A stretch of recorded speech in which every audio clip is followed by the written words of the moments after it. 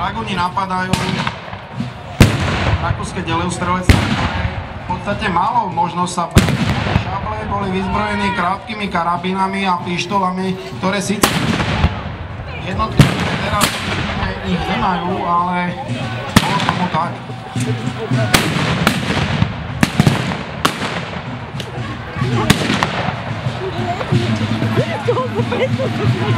Jedna rakúska jednotka vytvára tzv. Kare, to bola zostava pechoty proti jazde. Bolo to účinná a jednoduchá spôsob obrany. Jednoducho vojaci uzavreli akýsi štvorec a naježili bodáky na všetky strany, takže so šablami alebo kordami, mečami sa jazda dostala.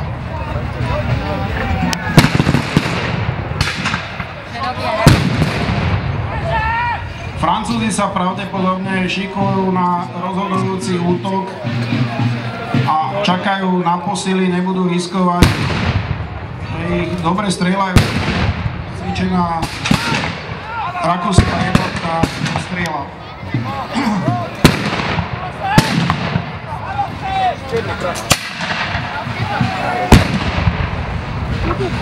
Vojakov tej je veľmi ľahko rozoznali. Vojska rozoznávali hlavne podľa uniformy, podľa farby uniformy. Modré uniformy boli tradične francúzske.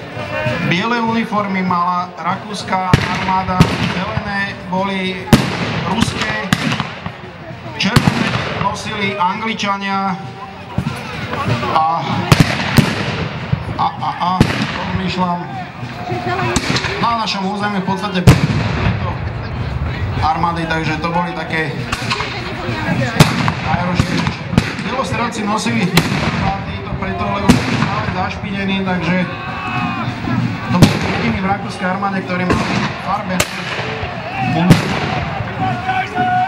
Vojak nosil na chrbte tornister, kde mal veci osobnej potreby, hlavne náhradné prádlo, niektorí topánky, jedlo,